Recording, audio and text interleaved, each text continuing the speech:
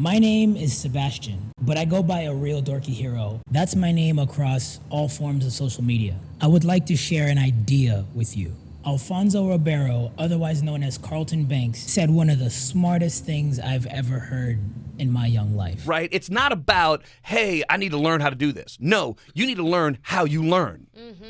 And then you can simplify how to learn something. Not only is it important to understand how a person learns, so too is it important to teach in the mental language in which a person receives information. White privilege is not a term to be weaponized, but our relationship with the word is very Pavlovian. When a name, a term, a phrase, a word is stated with a harsh tone enough time, you will always feel bad when you hear it. White privilege is a behavior not exhibited by the person in question, but by everyone in response to the white person or white people. White privilege isn't something a person is doing. It's their ability to escape consequences. That means white people, black people, everyone else behaves in a manner where a black woman will be pregnant with a child, she will get shot in the stomach, her child will die, and she goes to jail. Meanwhile, a blonde white woman gives birth to her child and then buries it in her backyard and gets away with no punishment. Young men will be accused of violating or raping a white woman and they will all go to jail. Meanwhile, a young white man found a girl in no position to consent, raped her, was sentenced to 6 months, and he served less than that because his future might be ruined.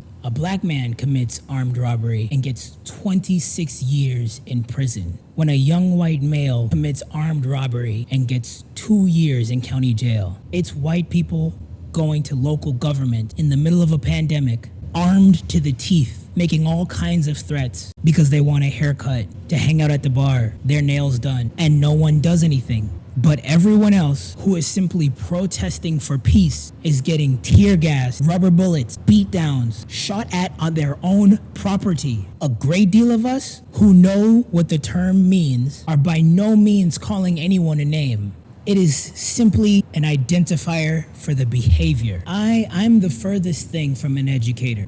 I'm a 28-year-old geek. I cosplay, I do interviews, I rant about video games and movies and shows. But when it comes to those hobbies, for me, I have to be afraid.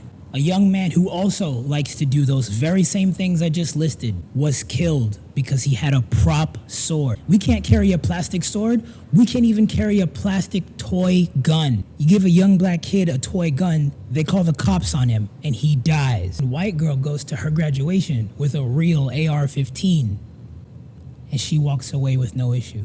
We aren't trying to insult anyone when we use that term. We are highlighting a behavior. We are illustrating the Uncle Ruckuses of the real world. I had a discussion the other week with a white man. He didn't believe white privilege was a thing.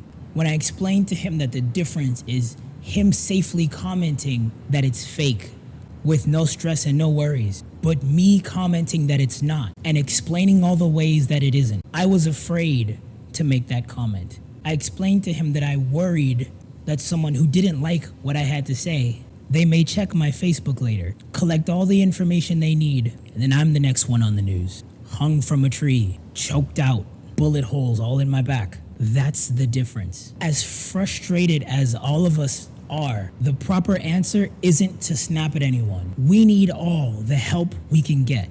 And that's the reason I'm here right now. There's a bunch of other kinds of videos I would have loved to make today, but I want people to understand where we're coming from. When I spoke to that gentleman that day, he came in one way and left the other. I don't know his perspective on life now, but he thanked me for talking to him. He thanked me for educating him. He thanked me for giving him a different perspective. When we see people that dismiss the idea of white privilege, when we see people dismiss the idea of a racial disparity, when we see people dismiss the idea of inequality, yes, we are totally right to get upset. Right now, taking the extra minute to think about what we're going to say, taking that extra second of patience taking that extra minute to just explain the problem can make a world of difference. Sometimes finding out where the other person comes from will tell you the kind of conversation you need to have, and from there you can gauge, can they become